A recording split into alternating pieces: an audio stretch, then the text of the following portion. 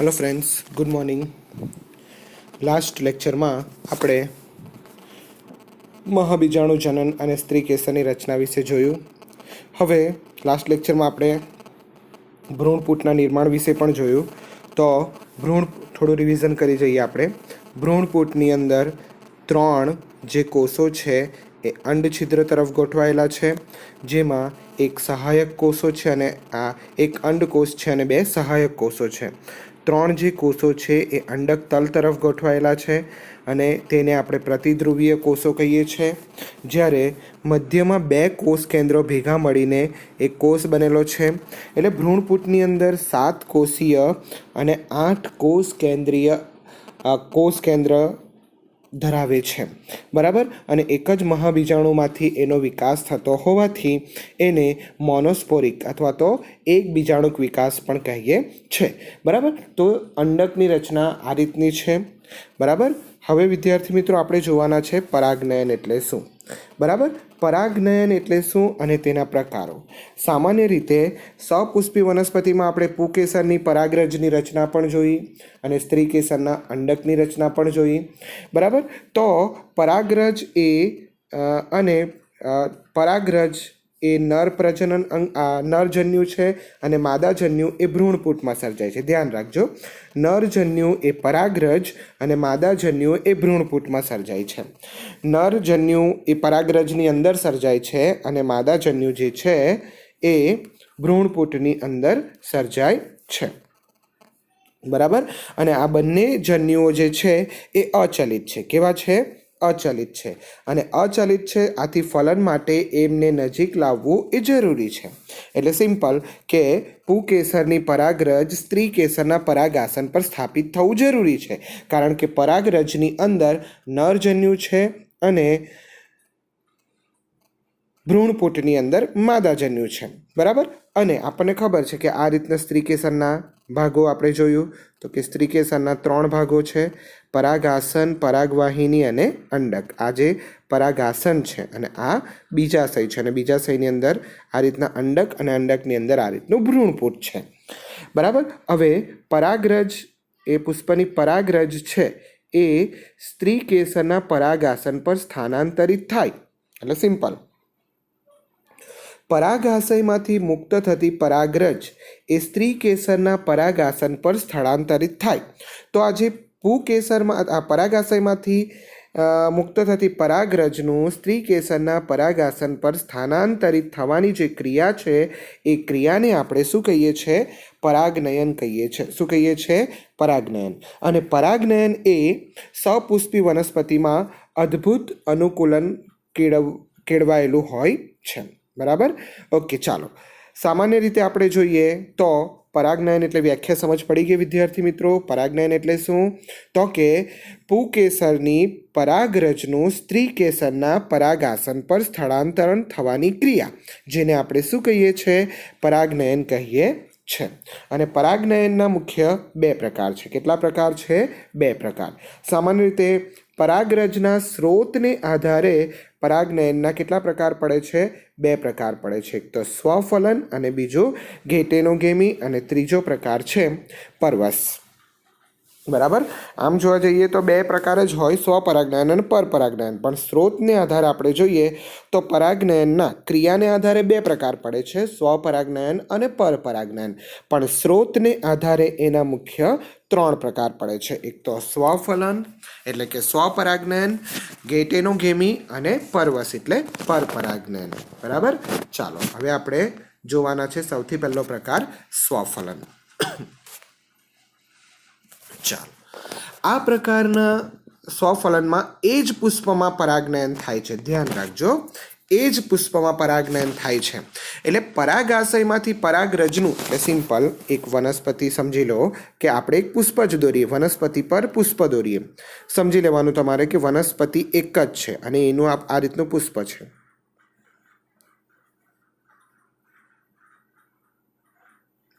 બરાબર। ઓકે, આ એનું પરાગાસન છે, બરાબર। અને અહીંયા એની પરાગરજ છે, બરાબર। આ પરાગરજ છે, ધ્યાન રાખજો, આ પરાગરજ અને આ પરાગાસન છે. બરાબર. તો જો એ જ પુષ્પની પરાગરજ તે જ પુષ્પના પરાગાસન પર સ્થાપિત થાય. ધ્યાન રાખજો, પુષ્પ એક જ છે અને એ જ પુષ્પની પરાગરજ તે જ પુષ્પના પરાગાસન પર સ્થાપિત થાય. તો એવા પ્રકારનું જે પરાગનયન છે એને આપણે સ્વફલન કહીએ. ચાલો અંદર આપણે જોઈએ કે એ જ પુષ્પમાં પરાગનયન થાય એટલે કે એ જ પુષ્પની પરાગરજનું તે જ પુષ્પના પરાગાસન પર સ્થાપિત થવું. બરાબર. એટલે સિમ્પલ કે જો પરાગાશયમાંથી પરાગરજ એ જ પુષ્પના પુષ્પાસન પર સ્થળાંતરિત થાય એટલે કે પરાગાસન પર સ્થળાંતરિત થાય. બરાબર. અને આવું મોટે ભાગે કોઈક વખત જ જોવા મળે છે, કારણ કે આવું ક્યારે થઈ શકે? જ્યારે પરાગરજ મુક્ત થવાનો અને પરાગાસન ગ્રહણશીલ થવાનો સમય એક જ હોય. એટલે સિમ્પલ કે સામાન્યતઃ પુષ્પના ખીલવા સાથે પરાગાશય અને પરાગાસન, પરાગાશયમાંથી પરાગરજ અને પરાગાસન એ સ્ત્રીકેસરનો ભાગ છે. તો પરાગાશય અને પરાગાસન એક સમયે પરિપક્વ થાય અને ખુલ્લા થાય, અને તે સમય એટલે કે જે સમયે પરાગરજ મુક્ત થાય એ જ સમયે પરાગાસન ગ્રહણશીલ બને. ધ્યાન રાખજો, પરાગરજ એ પરાગાશયમાં ઉત્પન્ન થાય છે, પુકેસરનો ભાગ છે, અને પરાગાસન એ સ્ત્રીકેસરનો ભાગ છે. એટલે પરાગાશયમાંથી પરાગરજ જ્યારે મુક્ત થાય ત્યારે જ સ્ત્રીકેસરનું પરાગાસન ગ્રહણશીલ બને. તો બંને એકી સાથે આ ક્રિયા થતી હોય કે પરાગરજની મુક્તિ અને પરાગાસનનું ગ્રહણશીલતા બંને એક જ સાથે થતું હોય તો સ્વફલન થઈ શકે. અને એમાં પણ પરાગાશય અને પરાગાસન બંને એકબીજાની નિકટ આવેલા હોય, એકદમ નજીક આવેલા હોય તો ત્યારે સ્વપરાગનયન થઈ શકે છે. બીજું કે સ્વપરાગનયન એ દ્વિલિંગી પુષ્પમાં થઈ શકે છે, એકલિંગી પુષ્પમાં થઈ શકતું નથી, કારણ કે એકલિંગી પુષ્પમાં તો નર પુષ્પ અને માદા પુષ્પ અલગ અલગ હોય. એટલે ક્રિયાત્મક દ્રષ્ટિએ તો એ પરપરાગનયન જ આવે છે, પણ જનનિક દ્રષ્ટિએ સ્વફલનમાં આવી શકે છે. બરાબર. ઓકે. એટલે કુદરતમાં સ્વફલન ફક્ત કોની અંદર થાય છે? તો કે દ્વિલિંગી પુષ્પોમાં જ એ શક્ય બને છે. તો સ્વફલન વિશે વિદ્યાર્થી મિત્રો સમજ પડી કે એવા પુષ્પ દ્વિલિંગી પુષ્પમાં થાય છે, તે જ પુષ્પની પરાગાશયમાંથી પરાગરજનું તે જ પુષ્પના પરાગાસન પર સ્થાપિત થાય તો એને આપણે સ્વફલન કહીએ. બરાબર. હવે એમાં પણ પરાગાશયમાંથી પરાગરજ જ્યારે મુક્ત થાય ત્યારે જ પરાગાસન પણ ગ્રહણશીલ થતું હોય તો ત્યારે જ સ્વફલન થઈ શકે છે. બીજું, પરાગાશય અને પરાગાસન એકબીજાના ખૂબ જ નિકટ હોવા જોઈએ તો જ સ્વપરાગનયન થઈ શકે. કુદરતી રીતે સ્વફલન મોટે ભાગે કોની અંદર જોવા મળે છે? દ્વિલિંગી પુષ્પમાં જોવા મળે છે. ચાલો, સ્વફલનવાળા પુષ્પના પરાગાસન અને પરાગાશય, મેં તમને હમણાં જ કીધું કે પરાગાશય એ પુકેસરનો ભાગ છે અને પરાગાસન એ સ્ત્રીકેસરનો ભાગ છે. બંને એક જ સમયે પરિપક્વ થાય એટલે કે પરાગાશયમાંથી પરાગરજ જ્યારે મુક્ત થાય તે જ સમયે સ્ત્રીકેસરનું પરાગાસન ગ્રહણશીલ બને. એટલે બંને એક જ સમયે પરિપક્વ થાય તો જ સ્વપરાગનયન અથવા સ્વફલન શક્ય છે. બરાબર. આવું કઈ કઈ વનસ્પતિમાં થઈ શકે છે? એપીએસી કુળની વનસ્પતિ, લેમિએસી કુળની વનસ્પતિ અને કેક્ટેસી કુળની વનસ્પતિના ઘણા બધા સભ્યોમાં સ્વપરાગનયન થઈ શકે છે. અને પરાગવાહિનીનું હલનચલન થવાથી પરાગાસન એ પરાગાશયની નજીક આવે છે. બરાબર. ધ્યાન રાખજો, કઈ કઈ કુળની વનસ્પતિ? એપીએસી કુળની વનસ્પતિ, લેમિએસી કુળની વનસ્પતિ અને કેક્ટેસી કુળની વનસ્પતિના ઘણા બધા સભ્યોમાં સ્વપરાગનયન થઈ શકે છે. અને પરાગવાહિનીનું હલનચલન થવાથી પરાગાસન અને પરાગાશય એકબીજાની નજીક આવે છે. બરાબર. હવે કેટલીક વનસ્પતિઓ એવી છે કે જે સ્વફલન પ્રેરે છે અને પરફલનને અવરોધે છે. બરાબર. ઓકે. ધ્યાન રાખજો, આજે આપણે થિયરી અલગ થિયરી છે પણ એની સાથે જ આપણે જોવાના છે કે કેટલીક વનસ્પતિઓ શું કરે છે? સ્વફલન પ્રેરે છે અને પરફલનને અટકાવે છે. ધ્યાન રાખજો, મારા સેન્ટેન્સ તમારી ચોપડીમાં જોઈએ તો લખી કાઢજો કે આ જે આપણે ક્રિયા જોવાના છે એ સ્વફલનને પ્રેરે છે અને પરફલનને અટકાવે છે. તો એવી વનસ્પતિઓ કઈ કઈ છે? તો એવી વનસ્પતિઓ વિશે આપણે જોઈએ કે જે સ્વફલનને પ્રેરે છે અને પરફલનને અટકાવે છે. તો એના માટે વનસ્પતિઓ શું કરે છે?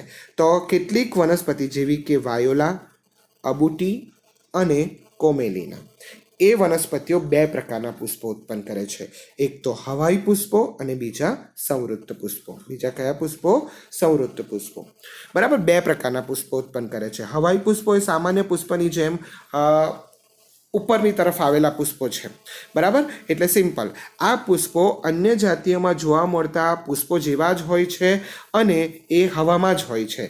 એના પણ પરાગાશય અને પરાગાસન ખુલ્લા હોય છે. દાખલા તરીકે કોમેલિના. બરાબર, અને બીજા પુષ્પ છે એ સંવૃત્ત પુષ્પો. સંવૃત્ત પુષ્પો એ નીચે તરફ આવેલા હોય છે. આવા પુષ્પો ક્યારેય ખીલતા જ નથી, અને ખીલતા જ નથી એટલે પરફલન થતું જ નથી. એટલે આવા પુષ્પોમાં ફક્ત સ્વફલન જ થાય છે. એટલે આપણે આગળ જોઈએ કે આવા જે સંવૃત્ત પુષ્પો છે કેલિસ્ટોગેમી, બરાબર, ઓકે, એ પુષ્પો કોઈ દિવસ ખીલતા જ નથી. અને આવા પુષ્પોમાં પરાગાશય અને પરાગાસન ખૂબ નજીક હોય છે. એટલે ખીલતા નથી એટલે એની કલી અવસ્થામાં, કલી એટલે આપણને ખબર છે એની કળી હોય ને આપણી પુષ્પની, તો એ કળીમાં તો બંને વચપત્ર ઉપર હોય છે એટલે કળી ખીલતી જ નથી. એટલે પુષ્પો ખીલતા જ નથી. અને કલિકા અવસ્થામાં જ પરાગાશયનું સ્ફોટન પણ થઈ જાય અને પરાગરજ એ પરાગાસનના સંપર્કમાં બી આવી જાય. એટલે એનો મતલબ કે સ્વફલન કરવા માટે એ લોકો ખીલતા જ નથી અને કલિકા અવસ્થામાં જ પરાગરજ મુક્ત થઈ જાય છે અને પરાગાસનના સંપર્કમાં આવે છે અને પરિણામે એવી વનસ્પતિમાં સ્વફલન થાય છે. બરાબર, એટલે પરફલનની કોઈ તક જ રહેતી નથી. કારણ કે પરફલન ક્યારે થઈ શકે? જ્યારે પુષ્પો ખીલે અને બીજા પુષ્પની જો પરાગરજ પરાગાસન પર સ્થાપિત થાય ત્યારે જ પરફલન થાય. એટલે પરફલન થવા માટે પુષ્પનું ખીલવું એ ખૂબ જરૂરી છે. પણ આ પુષ્પો જે છે સંવૃત્ત પુષ્પો એ કોઈ દિવસ ખીલતા જ નથી. પરિણામે કલિકાવસ્થામાં જ પરાગાશયમાંથી પરાગરજ મુક્ત થાય અને સ્ત્રી કેસરનું પરાગાસન પણ ગ્રહણશીલ બને. એટલે કલિકાવસ્થામાં જ બંને એકબીજાના સંપર્કમાં આવી જાય અને એને કારણે ફલન થાય. અને એવું જે ફલન છે એ સ્વફલન છે. એટલે આવી વનસ્પતિના જે આ સંવૃત્ત પુષ્પો છે એ સ્વફલન પ્રેરે છે અને પરફલન અટકાવવા માટે આ પુષ્પો ખીલતા જ નથી. એટલે પરફલન થતી નથી. એટલે સિમ્પલ કે પરાગરજ પરાગાસન પર સ્થાપિત થવાની કોઈ તક નથી. બરાબર, એટલે આવા જે સંવૃત્ત પુષ્પોમાં પરાગનયનની ગેરહાજરીમાં પણ બીજ સર્જન થાય છે. એટલે પરાગનયન થતું જ નથી, પરાગનયન થતું જ નથી અને પરાગનયનની ગેરહાજરીમાં જ બીજ સર્જન પણ થઈ જાય છે. બરાબર, ચાલો, તો આ એક પરીક્ષાની દ્રષ્ટિએ ઇમ્પોર્ટન્ટ છે કે સ્વફલન પ્રેરવા માટે અને પરાગનયન અટકાવવા માટેની ક્રિયાવિધિ સમજાવો. તો ત્યારે તમારે સંવૃત્ત પુષ્પો અને હવાઈ પુષ્પોનું વર્ણન કરવું પડે કે સંવૃત્ત પુષ્પો એ ક્યારે ખીલતા જ નથી એટલે પરાગાશય અને પરાગાસન એકબીજાની નજીક હોય છે અને પુષ્પ જ્યારે કલિકાવસ્થામાં હોય ત્યારે જ પરાગાશયનું સ્ફોટન પણ થાય છે અને પરાગરજ એ પરાગાસન પર સ્થાપિત થઈ જાય છે અને ફલન પણ થાય છે. આવી વનસ્પતિમાં પરાગનયન વગર જ બીજનું સર્જન થતું હોય છે. બરાબર, ચાલો હવે બીજો પ્રકાર છે. બીજો પ્રકાર કયો છે? ગેટેનોગેમી. ચાલો, ગેટેનોગેમી એટલે પુષ્પની પરાગરજ એ જ વનસ્પતિના અન્ય પુષ્પ પર, આગળ આપણે જોયું તો તે જ પુષ્પની પરાગરજ તે જ પુષ્પના પરાગાસન પર, પણ ગેટેનોગેમી એટલે વનસ્પતિ એક જ છે, ધ્યાન રાખજો. અને એક પુષ્પ એટલે સિમ્પલ સમજીએ આપણે. આ એક પુષ્પ છે અને આ બીજું પુષ્પ છે. એક પુષ્પની પરાગરજ બીજા પુષ્પના પરાગાસન પર, બરાબર, એટલે આ પુષ્પની પરાગરજ એ જ વનસ્પતિના બીજા પુષ્પની પરાગાસન પર સ્થાપિત થાય. એટલે વનસ્પતિ એક જ છે પણ એક વનસ્પતિના બે પુષ્પો અલગ અલગ છે. એટલે સિમ્પલ કે જો પુષ્પની પરાગરજ એ જ વનસ્પતિના અન્ય પુષ્પ ઉપર સ્થાપિત થાય અને જો પરાગનયન થાય તો એવું જે પરાગનયન છે તેને આપણે ગેટેનોગેમી. જ્યારે સ્વપરાગનયનની અંદર એક જ પુષ્પમાં થાય છે, જ્યારે અહીંયા પુષ્પો અલગ છે પણ વનસ્પતિ એક જ છે.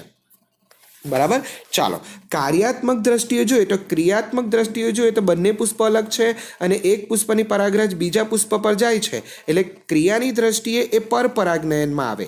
પણ વનસ્પતિ એક જ છે એટલે જનીનિક દ્રષ્ટિએ એ સ્વફલન સાથે સામ્યતા ધરાવે છે. કેમ? તો કે એ જ વનસ્પતિ છે. ધ્યાન રાખજો કે જનીનિક દ્રષ્ટિએ સ્વફલન છે પણ ક્રિયાત્મક દ્રષ્ટિએ પરફલન છે, કેમ કે ક્રિયાની દ્રષ્ટિએ બે પુષ્પો અલગ અલગ છે અને એક પુષ્પની પરાગરજ બીજા પુષ્પના પરાગાસન પર સ્થાપિત થાય છે, એટલે અહીંયા વાહકોની પણ જરૂર પડે છે, બરાબર. એટલે આ જે ક્રિયા છે એટલે ક્રિયાની દ્રષ્ટિએ એ પરપરાગનયન સાથે સામ્યતા ધરાવે, પણ વનસ્પતિ એક જ છે અને એક જ વનસ્પતિના બે પુષ્પ વચ્ચે થાય છે, એટલે જનીનિક દ્રષ્ટિએ એ સ્વફલન છે, કારણ કે વનસ્પતિ એક જ છે, બરાબર. એટલે ગેટેનોગેમી આપણે જોઈએ તો સ્વફલન અને પરફલન બંને વચ્ચે સામ્યતા ધરાવે છે, કારણ કે ક્રિયાની દ્રષ્ટિએ એ પરફલન છે અને જનીનિક દ્રષ્ટિએ એ સ્વફલન છે. ચાલો, તો બંને વચ્ચે ડિફરન્સીસ સમજ પડી ગઈ, સ્વફલન અને પરફલન, આ ગેટેનોગેમી. હવે ત્રીજો પ્રકાર કયો છે તો પરવસ, ઝેનોગેમી, બરાબર. તો પરાગાશયમાંથી પરાગરજનું અન્ય વનસ્પતિના પરાગાસન પર, એટલે અહીં પુષ્પ પણ અલગ છે અને વનસ્પતિ પણ અલગ છે, અને એ પુષ્પની પરાગરજ બીજા પુષ્પના પરાગાસન પર, એટલે ધ્યાન રાખજો, પેલાની અંદર પુષ્પ પણ એક જ છે અને વનસ્પતિ પણ એક જ છે, તો એ સ્વફલન.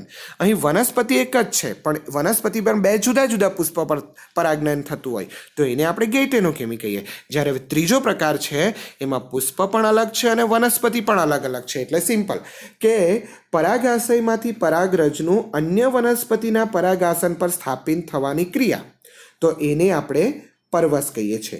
આ એકમાત્ર એવા પરાગનયન છે કે જેમાં જનીનિક ભિન્નતા ધરાવતી પરાગરજ સ્થાપિત થાય છે, બરાબર. બીજું જે આપણે ગેટેનોગેમી જોઈએ તો એમાં જનીનિક દ્રષ્ટિએ સરખું છે, પણ આની અંદર બીજી વનસ્પતિ છે એટલે જનીનિક દ્રષ્ટિએ પણ એની અંદર ભિન્નતા જોવા મળે છે, બરાબર. ઓકે, પરપરાગનયન જે જાતિઓમાં થાય તેને આપણે શું કહીએ છીએ? પરવસ કહીએ છે. તો વિદ્યાર્થી મિત્રો, 3 વચ્ચે ડિફરન્સીસ સમજ પડી. પાછું એક વખત આપણે રિવિઝન કરીશું.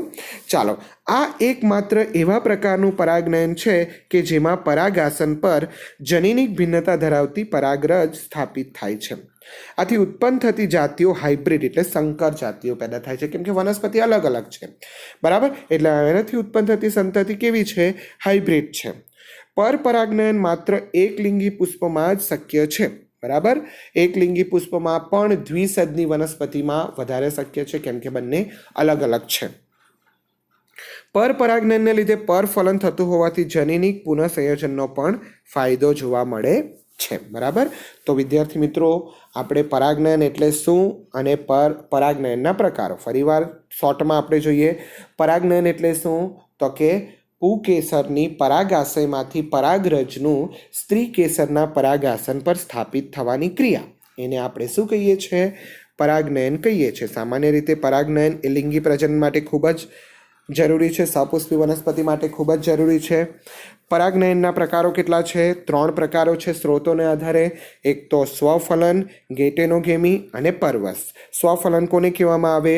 તો કે એક જ પુષ્પની પરાગાશયમાંથી પરાગરજનું તે જ પુષ્પના પરાગાસન પર સ્થાપન થાય તો એને આપણે સ્વફલન કહીએ. સ્વફલન ક્યારે થઈ શકે? જ્યારે બંને એકબીજાની નજીક હોય, બંનેની ગ્રહણશીલતા એક સમય કે પરાગરજનું મુક્ત થવાની અને પરાગાસનનું ગ્રહણ થવાનો સમય એક જ હોય, બંને એકબીજાની નજીક હોય, ત્યારે સ્વફલન થઈ શકે છે. કોની અંદર? એપિએસી, લેમિએસી અને કેક્ટેસી કુળના વનસ્પતિઓમાં આ સ્વફલનની ક્રિયા જોવા મળે છે. પછી આપણે જોયું કે કેટલીક વનસ્પતિઓ સ્વફલન પ્રેરવા માટે અને પરફલન અટકાવવા માટે પ્રયુક્તિઓ કરે છે. કઈ કઈ? વાયોલા, અબુટી અને કોમેલિના. એમાં 2 પ્રકારના પુષ્પો હોય છે, એક હવાઈ પુષ્પો અને એક સંવૃત્ત પુષ્પો. હવાઈ પુષ્પો જે બીજી જાતિઓમાં જોવા મળે તેવા જ હોય છે, પણ સંવૃત્ત પુષ્પો એ ક્યારેય ખીલતા જ નથી, અને ખીલતા જ નથી એટલે પરફલન અટકાવે છે. કલિકાવસ્થામાં પુષ્પો હોય ત્યારે જ પરાગરજનું મુક્ત થવાનો અને પરાગાસનનો ગ્રહણ થવાનો સમય એ બંને એકબીજાની નજીક આવે છે અને ફલન થાય છે, બરાબર. આવી વનસ્પતિમાં પરાગનયન વગર બીજ સર્જન થતું હોય છે. બીજો પ્રકાર છે ગેટેનોગેમી. ગેટેનોગેમીમાં એક પુષ્પની પરાગરજનું તે જ વનસ્પતિના બીજા પુષ્પના પરાગાસન પર સ્થાપન થાય છે, તો એને આપણે શું કહીએ? ગેટેનોગેમી. અહીં આપણે જોઈએ તો વનસ્પતિ એક જ છે પણ પુષ્પો અલગ છે, એટલે ક્રિયાની દ્રષ્ટિએ એ પરપરાગનયન છે, પણ જનીનિક રીતે કેવું છે?